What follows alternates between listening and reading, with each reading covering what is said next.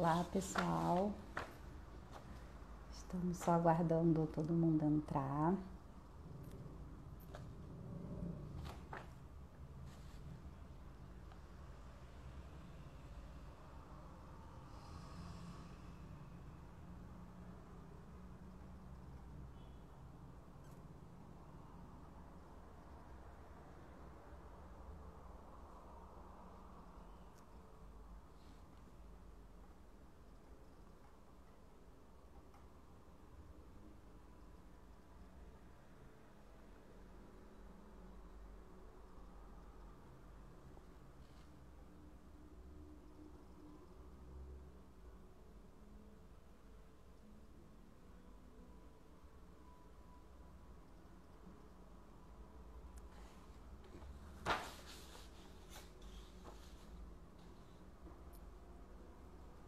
Pronto, o Yuri acabou de entrar. Daqui a pouco ele se conecta aqui.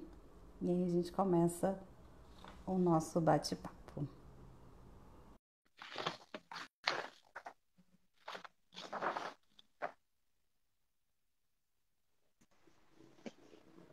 Ei, Pronto.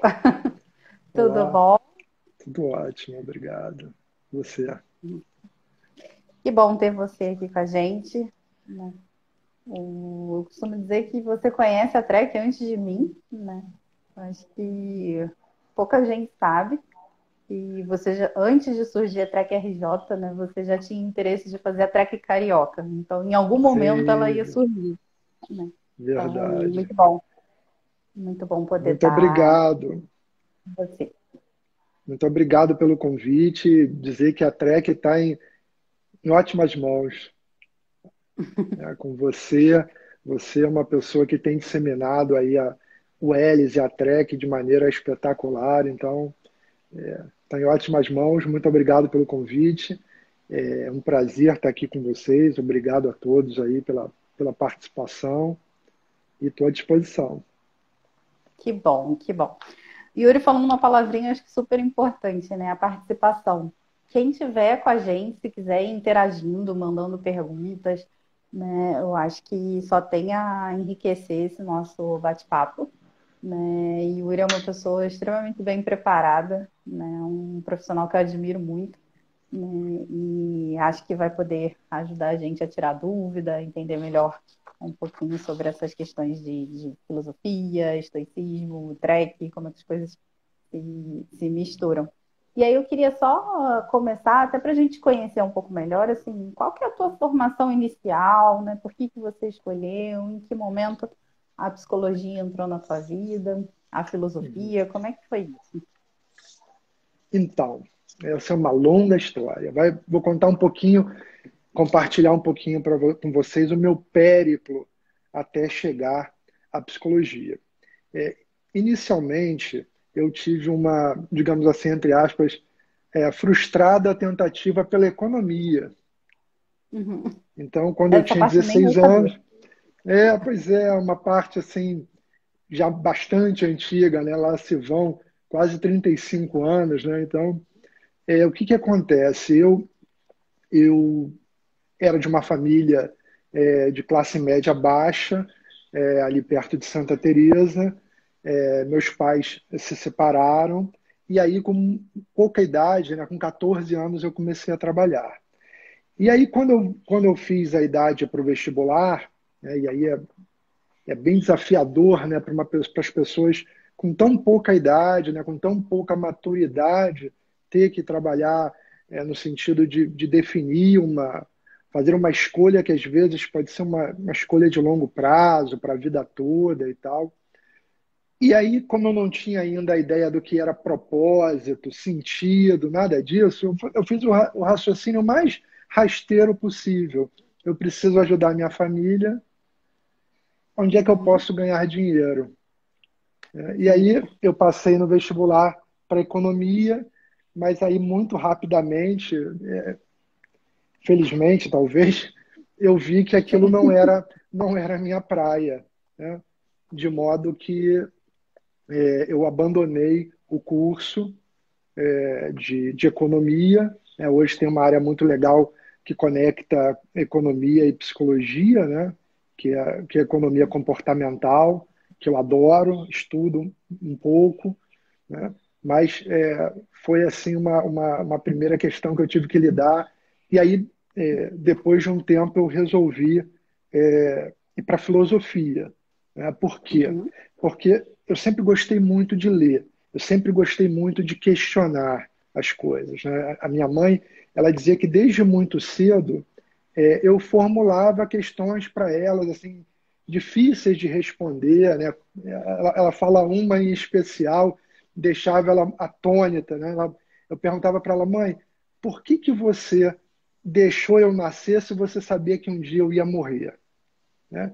E hoje Nossa, eu me pego lidando com essas mesmas questões, não exatamente essa, mas meu filho também gosta de perguntar muito sobre isso e tal. Então, assim, eu sempre gostei muito de questionar, de investigar as coisas, sou muito curioso. Então, a filosofia me abriu, assim, enormemente o leque de conhecimento. Eu já gostava de ler muito, eu já lia muitos livros, e aí eu passei a ler ainda mais, eu passei a me interessar ainda mais pelo conhecimento. E fiz a formação na UERJ, na Universidade do Estado, ali no final da década de 90. E depois fiz uma formação ainda também nesse mesmo intuito de buscar conhecimento, que foi em coaching, quase quando não se falava ainda em coaching. Em 2001, se eu não me engano, 2002, eu fiz uma formação internacional em coaching, uma certificação em coaching de vida e coaching executivo, que também me ajudou bastante. Então, assim, a minha formação, eu costumo dizer que é uma formação eclética, coerente, né? Tem muita coisa bacana, mas tem um fio condutor, né, coerente, comum, que eu costumo fazer uso, né, aplicar à minha própria vida, as minhas próprias questões, e me ajuda muito que nesse bom. sentido. E aí a psicologia ela surgiu na sua vida antes de você conhecer o Elis, depois? Como é que foi esse contato? Que Então, eu estou vendo aqui, você está com dois livrinhos de track aqui em É, exposição. deixei aqui de propósito para inserir na minha fala, né, para Uhum. ilustrar um pouco umas coisas que eu, se tiver oportunidade, quero falar. A psicologia, ela entrou na minha vida. Eu tive muita dúvida quando eu fui cursar filosofia, porque eu já tinha tido essa experiência com a economia, né? Eu abandonei o curso. Então, quando eu fui cursar, fazer o vestibular de novo, eu fiquei muito na dúvida entre filosofia e psicologia. Quando chegou na hora de fazer o vestibular, eu acabei optando pela filosofia e não me arrependo, né? Hoje, a filosofia é o pano de fundo de toda a minha vida, de toda a minha história. Então, eu sempre tive um olhar voltado para a psicologia, nesse sentido de ajudar as pessoas, de dar uma contribuição para que as pessoas possam se sair melhor diante dos desafios da vida. Você vê agora a gente está no meio de uma pandemia e você vê um enorme sofrimento emocional, a dificuldade que as pessoas têm de lidar com a incerteza, com isso tudo. Então, a psicologia ela sempre foi ali para mim uma área de grande interesse, né? Eu acabei começando pela filosofia, passei pelo processo de coaching e depois acabei optando por fazer o curso mesmo de psicologia nesse sentido, de poder ter um setting, né? Um lugar que eu Aham. pudesse de fato atender, estar à frente, conversar com as pessoas e mais efetivamente ajudá-las. Então você me diz que de alguma forma, como você falou, essa carreira ela tem várias partes, né, várias formações, mas de alguma forma elas estão conectadas, né? Sim, E sim. o conhecer essas bases filosóficas, né, que de alguma forma sustentam o modelo de atendimento que você pratica hoje, né, isso Ah. te dá alguma vantagem, isso te ajuda de alguma forma? Eu penso assim, né? Na clínica, você tendo essa base, né? Você entendendo, a TREC, por exemplo, ela foi fortemente influenciada pela pela filosofia estoica, né? O Ellis fala expressamente sobre isso, né? Quando ele rompe com a psicanálise na década de 50 e propõe uma terapia racional, né? Que era o primeiro nome, né? Uhum. Da TREC, inicialmente ela chamava só terapia racional. Ele reconhece que as fontes que ele bebeu para produzir essa nova terapia racional, esse novo modelo, esse novo sistema de terapia, foi totalmente baseado no estoicismo, né? Amplamente baseado no estoicismo. Então, ter como pano de fundo a filosofia, em especial a filosofia estoica, ela me ajuda muito, né? Na filosofia, né? Tem um termo armamentário, né? Que é como se a gente pudesse chamar como uma caixa de ferramenta, né? Como Uhum. um conjunto de recursos que a gente tem para fazer uso diante das demandas do nosso paciente, né? Porque a minha clínica, fortemente influenciada pela filosofia, mas o paciente, a gente tem paciente completamente diferente. Você tem paciente que nunca ouviu falar em TREC, né? Uhum. Eu trabalho com TREC, trabalho com psicologia positiva, né? Então, eu atendo a pessoa, desde a pessoa que nunca ouviu falar em TREC ou em estoicismo, até a pessoa que dá aula na pós-graduação, né? Uhum. Então, é claro que esse arsenal, digamos assim, essa caixa de ferramenta, esse armamentário, ele me é muito útil, ele facilita muito a minha vida, né? E ele ajuda a ajudar as pessoas mais facilmente, mais rapidamente, né? É uma coisa muito suave, é uma prática clínica muito suave, né? Como diria Zenão, o fundador do estoicismo, né? O fluxo suave da vida, é o fluxo suave da vida aplicado à terapia. Interessante. Eu gosto muito dessas analogias que você faz, né, de trazendo conceitos da filosofia, mas tem algumas pessoas que estão seguindo a gente que talvez sejam, como alguns dos seus pacientes, que talvez nunca ouviram falar no que é o estoicismo. Você pode dar uma contextualizada para a gente, só para a gente entender Claro, o que é claro, essa escola? claro. Ótimo, excelente. Obrigado pela pergunta que ajuda mesmo a dar uma situada, né, a colocar todo mundo em perspectiva aí. O estoicismo é uma abordagem, uma escola de filosofia, dentre as várias escolas da Grécia, de Atenas. Foi fundada por um cara chamado Zenão de Sítio. Sítio era uma cidade no Chipre, hoje é o Chipre, né? Ele era filho de comerciantes e ele teve um naufrágio. O pai dele comercializava, a família dele comercializava produtos, enfim, eles tinham inclusive lá um pó que eles extraíam do marisco para fazer a cor roxa, que era muito valorizada, né, o famoso roxo imperial. E aí ele teve um naufrágio. E aí, ao ter um naufrágio, desembarcar, sair num porto em Atenas, ele vai buscar um livreiro, né? E aí procura livros, informações sobre pensadores e vê um livro de Xenofonte, que foi um discípulo de Sócrates, e se interessa muito, começa a ler e pergunta, olha, como eu encontro uma pessoa como Sócrates? Sócrates já havia morrido quando o estoicismo foi fundado. Então, por coincidência, né, assim conta Diógenes Laércio num livro chamado Memórias dos Filósofos Importantes, alguma coisa assim, ele fala, olha, siga aquele homem, porque nesse exato momento ele estava conversando com o livreiro para Socrates. Crates era da filosofia cínica, que é uma escola também que influenciou o estoicismo. Crates passava na hora, né? Então ele se torna adepto primeiro do cinismo, ele estuda também na academia de Platão, né? Ali existiam várias escolas que buscavam identificar o que faz a vida valer a pena.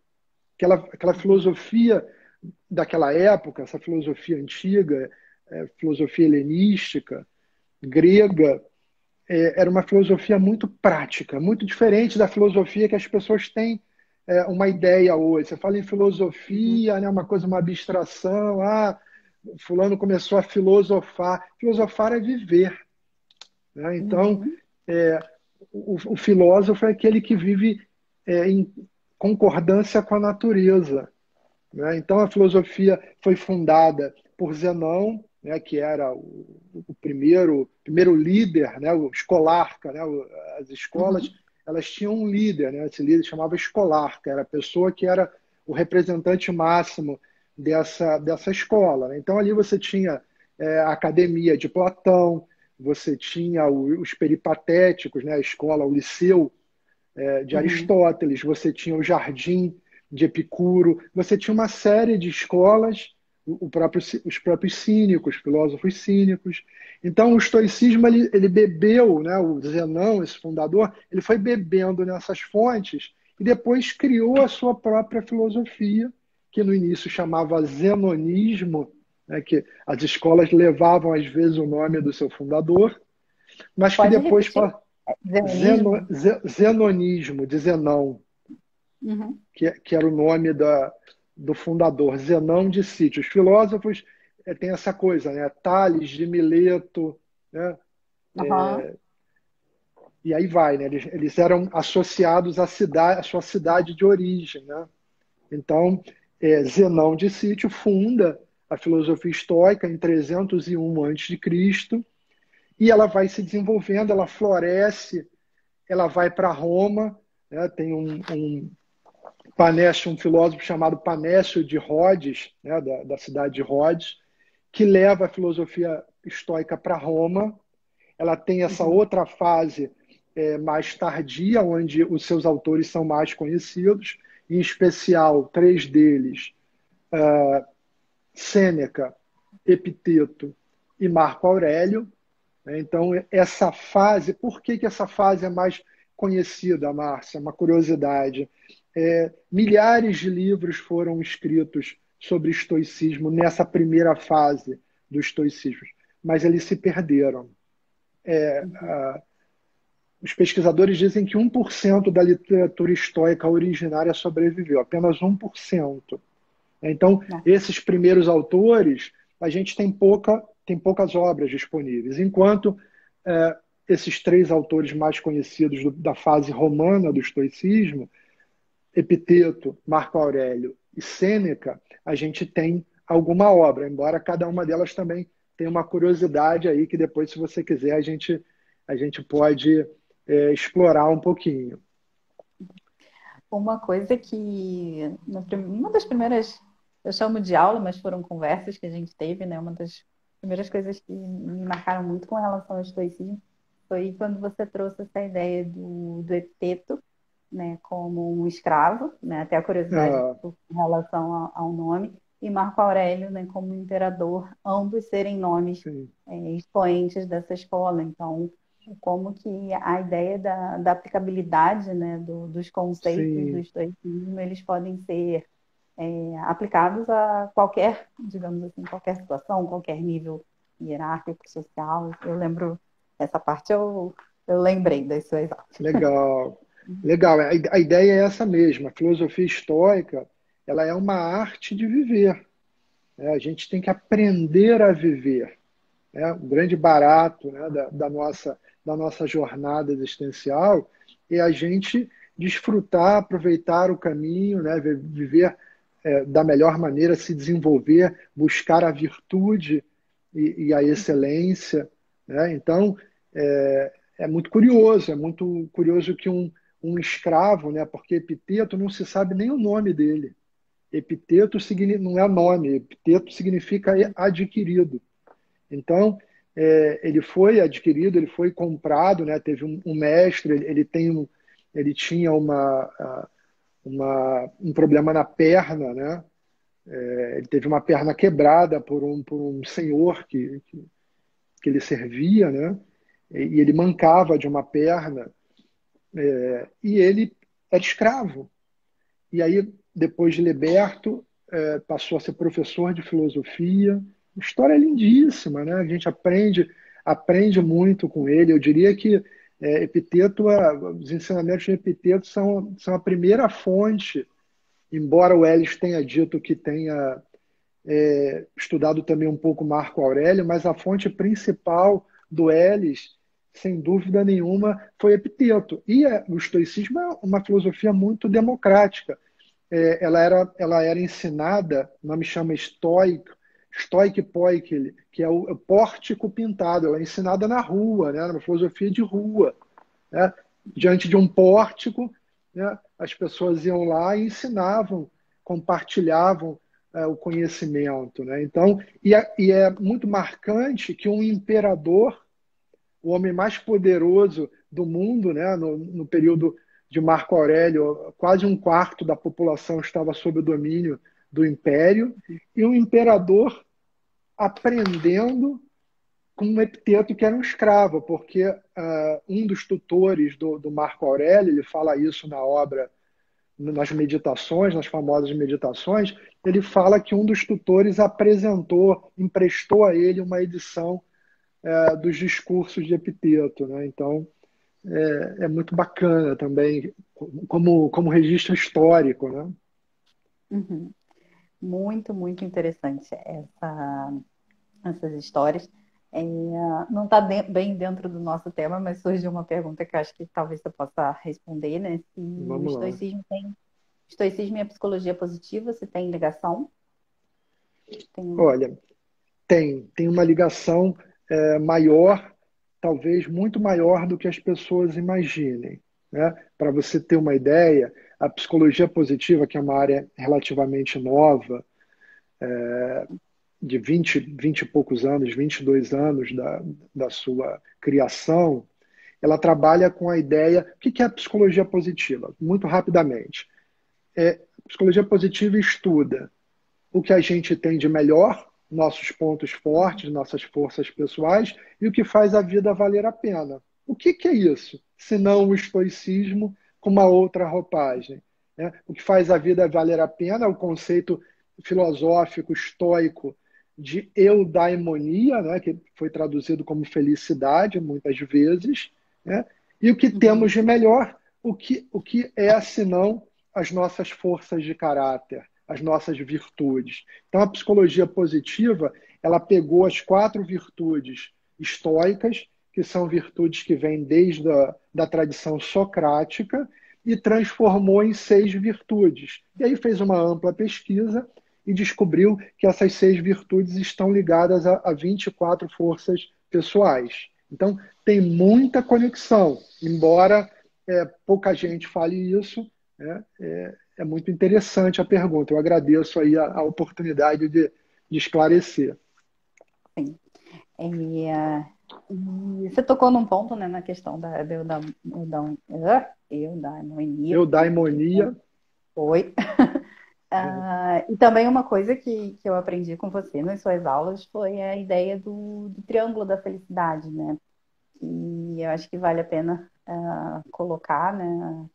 E eu Uhum. acho que é muito, muito claro, muito objetivo, né? E ao mesmo tempo é prático, né? É uma coisa simples, profunda, mas prática. Se você puder falar um pouquinho sobre isso. Claro, com muito prazer, falo sim. A filosofia estoica ela é muito prática, né? É uma arte de viver mesmo, de verdade. Uhum. Então, esse triângulo da felicidade é uma contribuição mais recente, né? Existe hoje os estoicos modernos.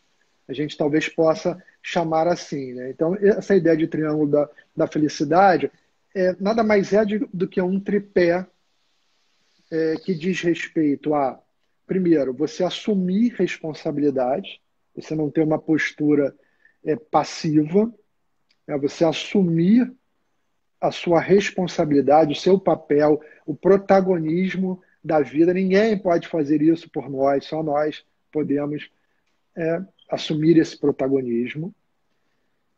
Viver de acordo com a virtude ou com a excelência, porque a palavra original é arete, que alguns traduzem como excelência, outros traduzem como virtude, mas a gente pode ir usando aqui de maneira intercambiável, né? Ser a sua melhor versão também pode ser uma outra possibilidade, né? Viver de acordo com a virtude, com as 4 virtudes, fazer o caminho da virtude. E no outro tripé,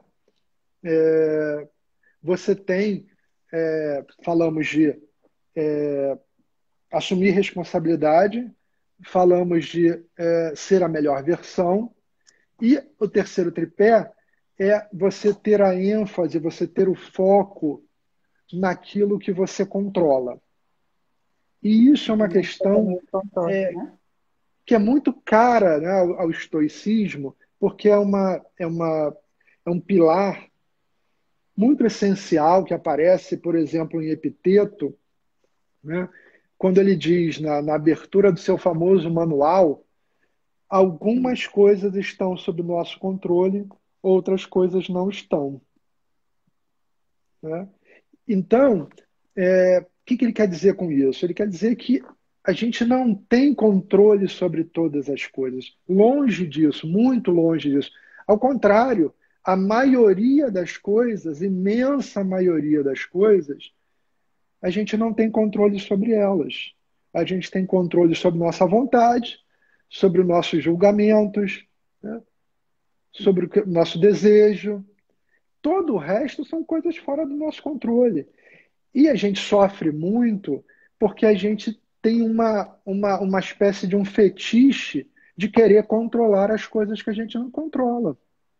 Né? E a gente sofre muito por conta disso. Então, o triângulo, resumidamente, é assunção de responsabilidade, ser a sua melhor versão, viver de acordo com a virtude e a excelência, e focar naquilo que você controla. Se você foca no que você controla, você canaliza teu afeto, tua atenção e tua energia para aquilo que você pode produzir um resultado, que você pode fazer alguma transformação. Todo o resto é espuma, não serve para nada. Estamos aí diante de uma epidemia. O que vai acontecer? Vai ter segunda onda, vai ter terceira onda, vai ter não sei o quê, quando vai. Nós não controlamos isso.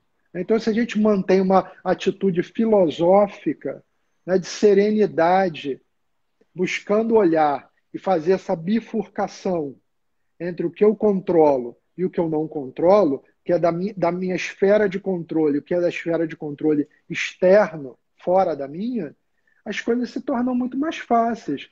As pessoas sofrem muito menos, as pessoas se sentem menos ansiosas. Né?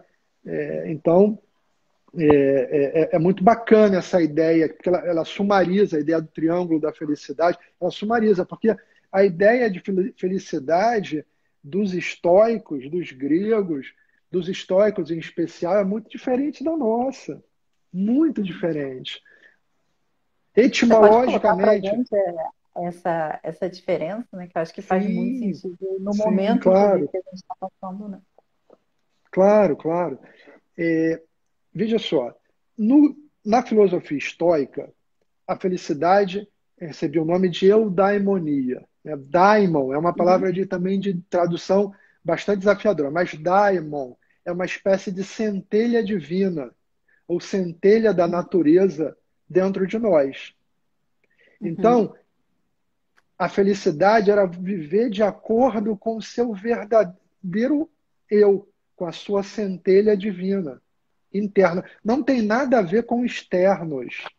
Né? Era viver de acordo com a sua própria natureza social e racional e viver Uhum. de acordo com a natureza, com o cosmos, como o mundo se organiza e como você faz parte daquele todo maior e significativo. Então a felicidade era isso.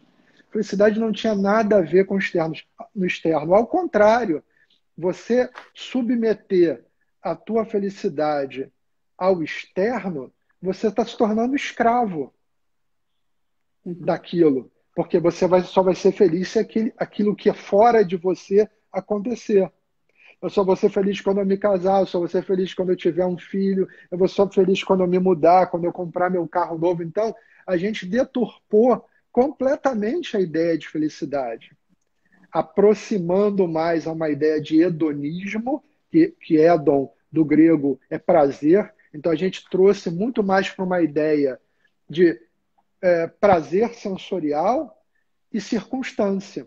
E isso é a contramão do que propõe a filosofia estoica, que é se voltar para dentro, é ser a sua melhor versão, é cuidar daquilo que te compete, né?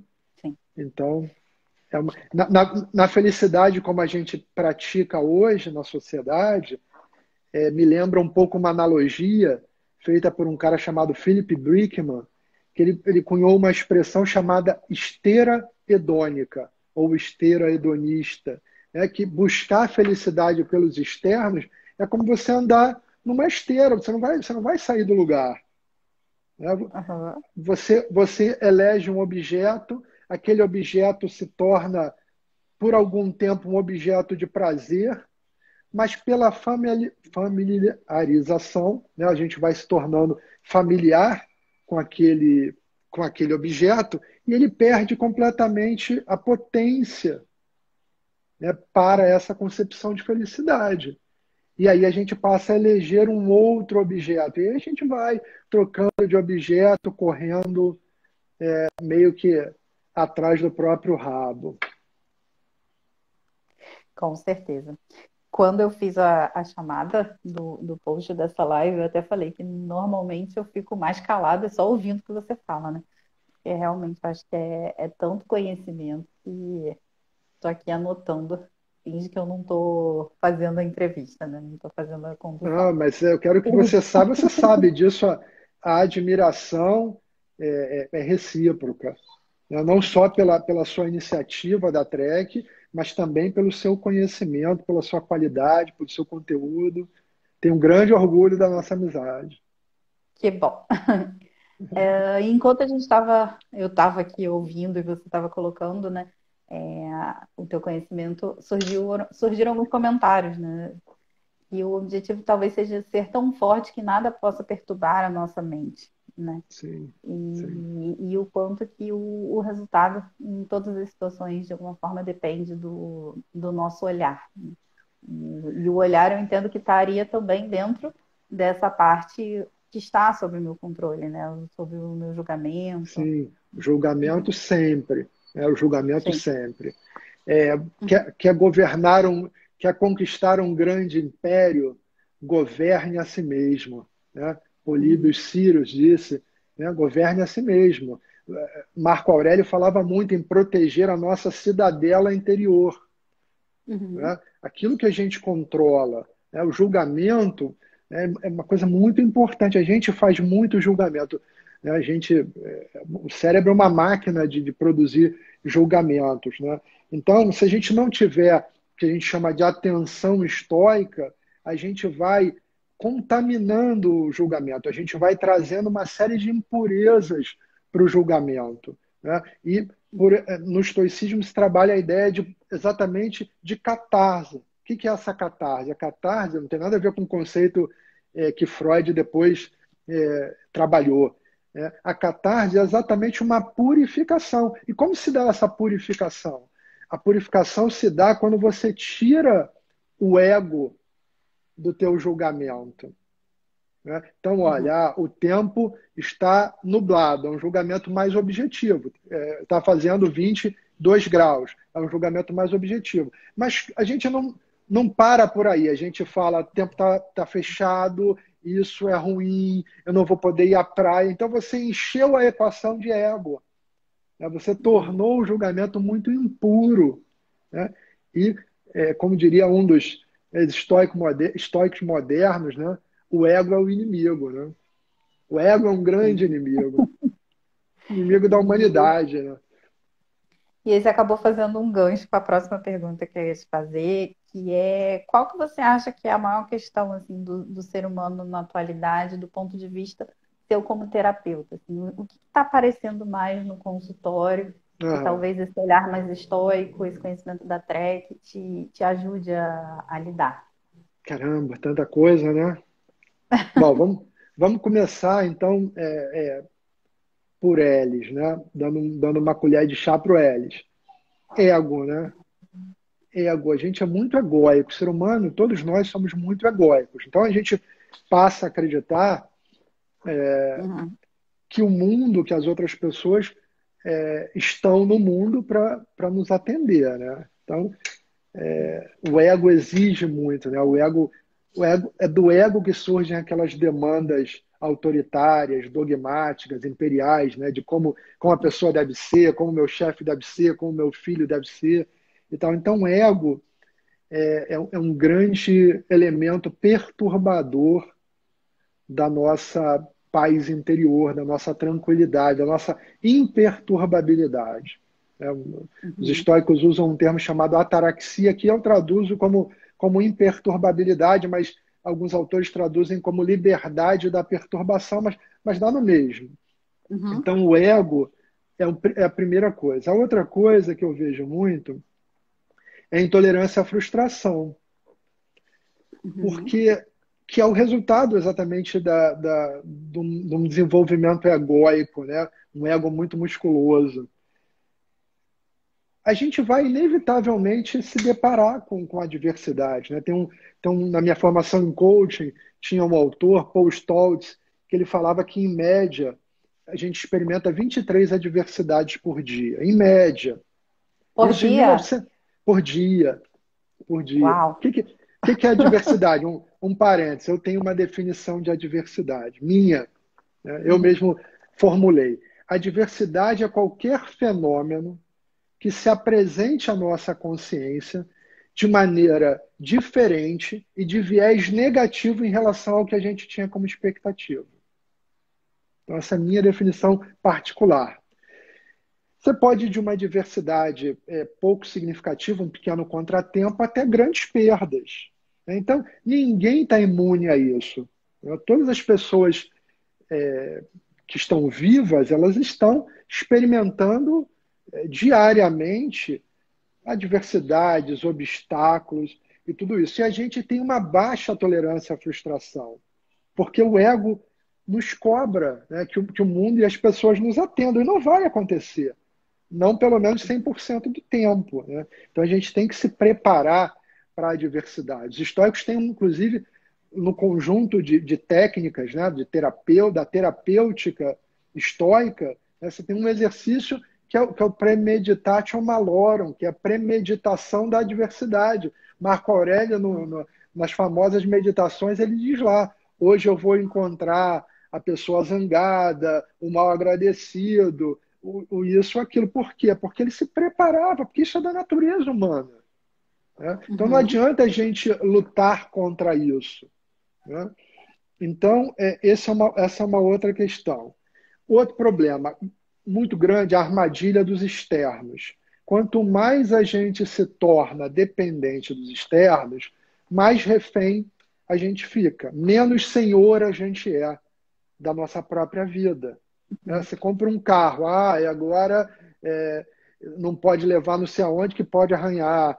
Não vou levar não sei aonde porque é o manobrista que fica, ou o carro vai ficar na rua. Pô, já não me serve mais, já me criou mais dificuldade, né, do que qualquer coisa. Então, externo, né, achar que a felicidade é sempre numa coisa que está por vir, né, numa coisa que ainda não aconteceu, não é o aqui e agora. Isso tira muito a gente do aqui e agora. Né? A atenção estoica é uma atenção muito voltada para o aqui e agora. Lembra um pouco o conceito de mindfulness que o John Uhum. Kabat-Zinn trouxe da filosofia oriental, mas é muito parecido com o conceito de atenção estoica, que é atenção nesse julgamento. Né? A gente tem uma Uhum. primeira impressão, né, que é como o fenômeno se apresenta, mas a gente tem um tempo para avaliar essa impressão, ela tem que passar por um crivo, ela tem que ser examinada minuciosamente. Esse é o papel do filósofo, examinar suas impressões, testar suas impressões. Né? Para quê? Para que a gente possa dar consentimento ou não àquela impressão. Né? Lembra um pouco a Tá. ideia de pensamento automático, né? Que a gente Sim. ouve muito. Então, eu acho que essa coisa dos externos é uma outra questão complicada, desafiadora para gente lidar. Baixa tolerância à incerteza.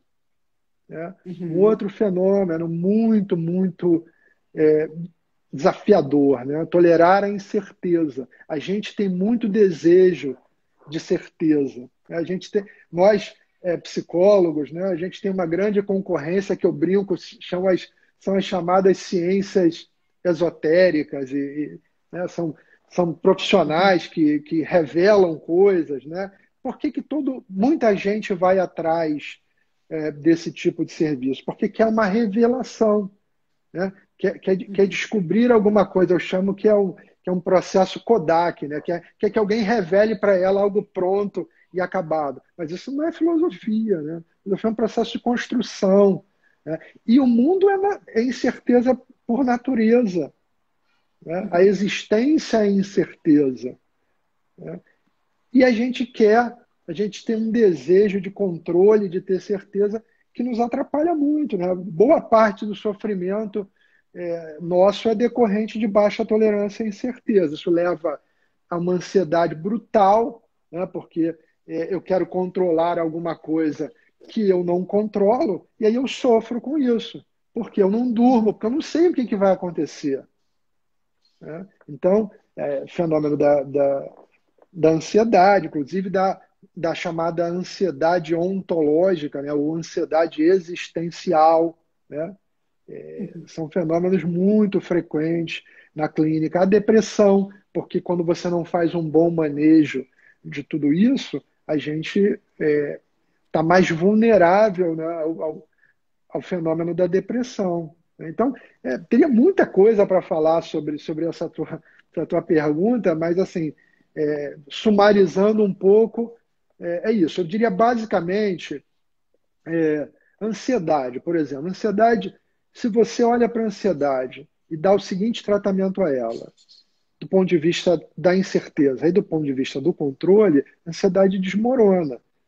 É alguma coisa que eu controlo? Né? E como é que eu posso fazer para tolerar um pouco mais de incerteza na minha vida? A ansiedade desaba, ela não se sustenta, porque ela se sustenta num fenômeno, num processo de ruminação, né? Num looping de pensamento, né? Que não se interrompe com coisas que você não tem nunca resposta. Será que vai dar certo nessa minha carreira de psicologia? Aí fico ali.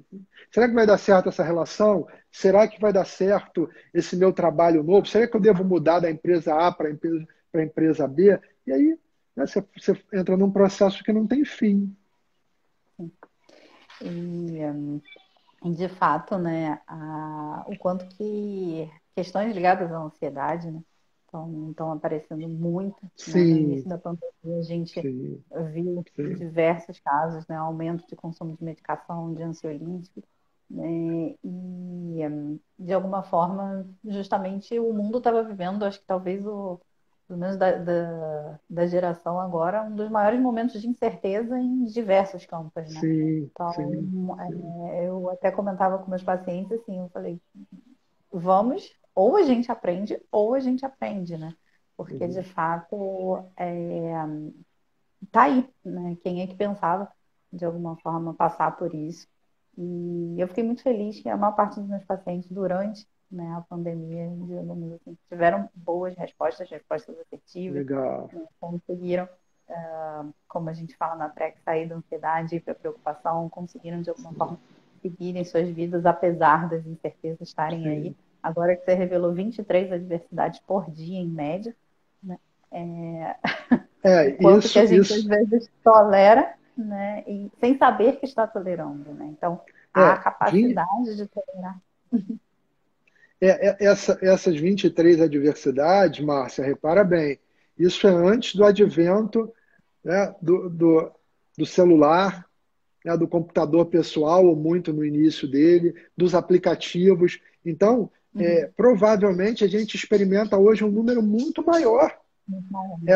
É o profissional do Uber que errou o caminho, é o aplicativo que Uhum. fechou de maneira espontânea, né? Então, Uhum. tudo isso é a diversidade que a gente precisa, né, fazer uma espécie de blindagem, né? Tanto a TREC quanto o estoicismo nos ajudam a fazer um pouco mais essa casca grossa para a vida, né? Para a gente não não se tornar tão vulnerável, né? Ou até não entrar num processo mais grave, né? De adoecimento por conta das adversidades, né? Das dificuldades, dos desafios que a vida necessariamente vai nos impondo, né?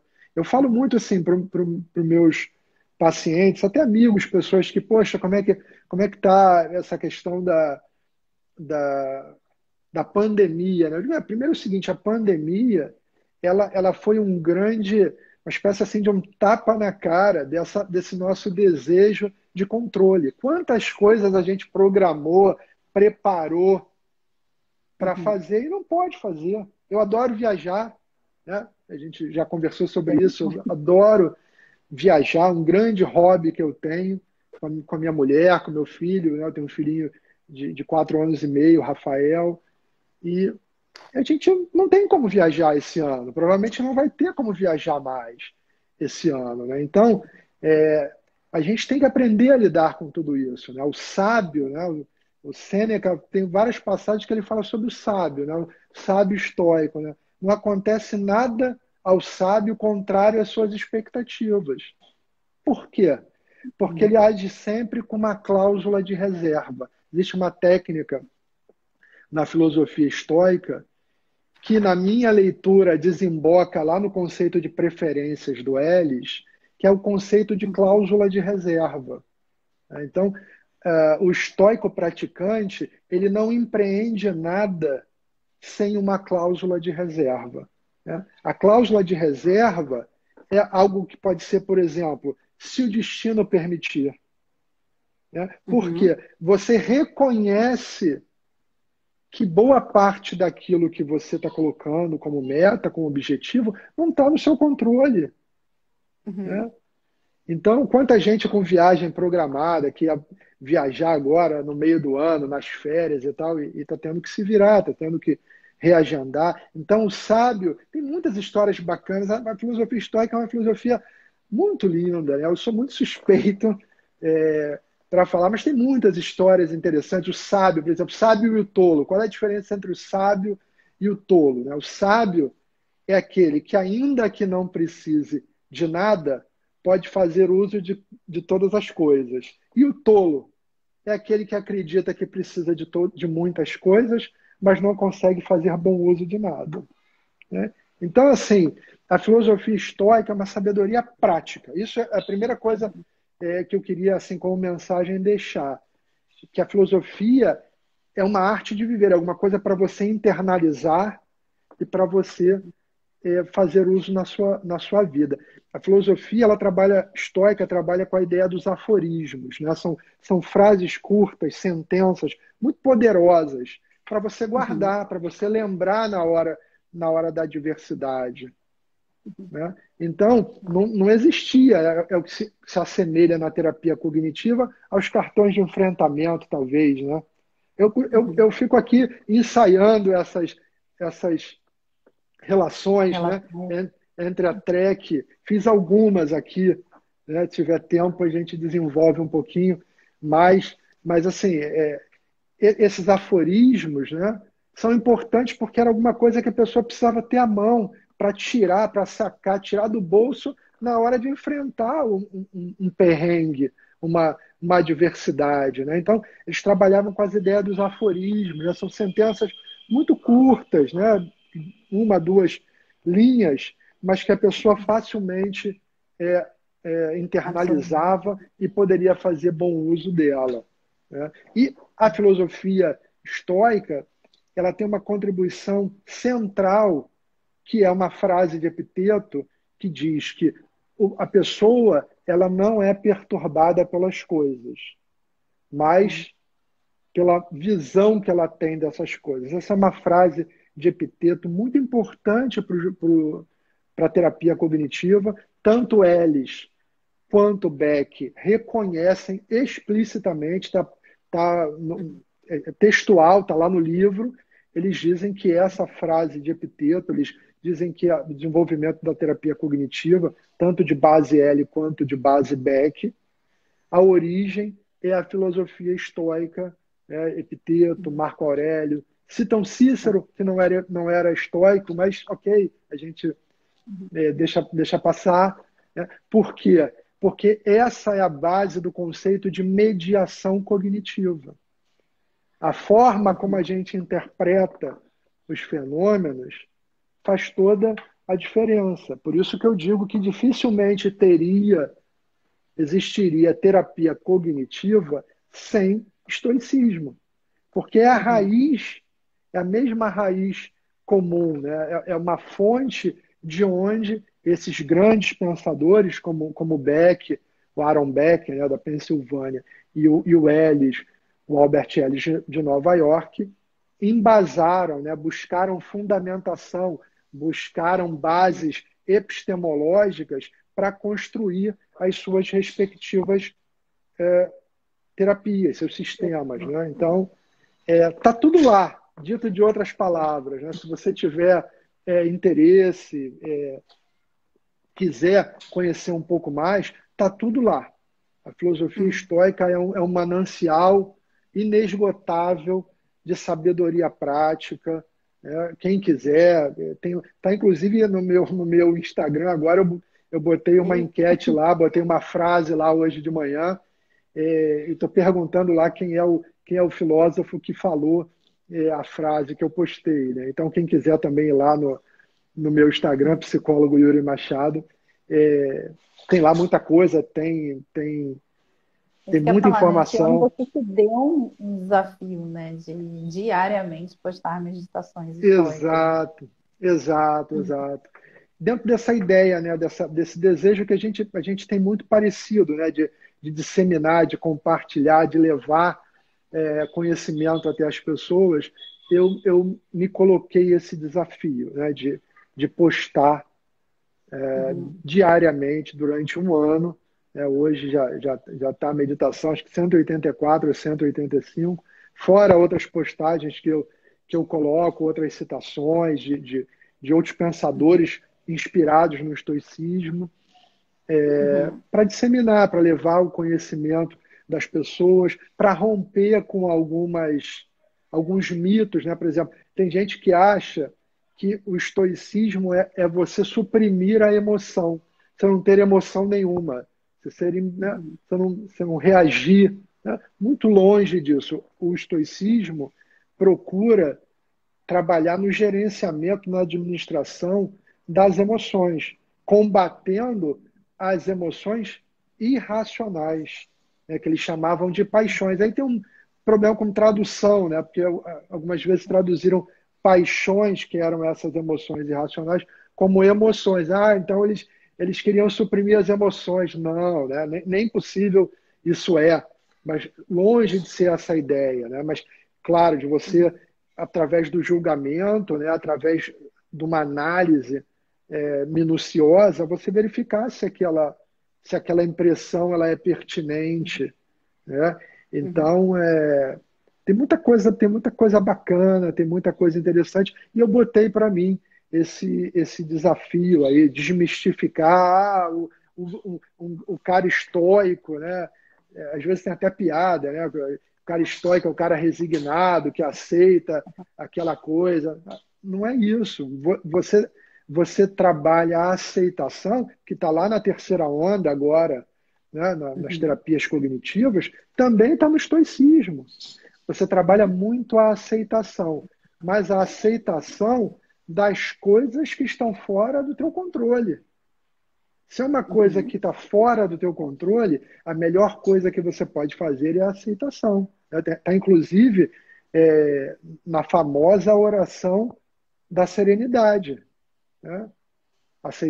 Serenidade para aceitar as coisas que eu não posso mudar, coragem para aceitar as coisas que eu posso mudar e sabedoria para distinguir uma coisa da outra.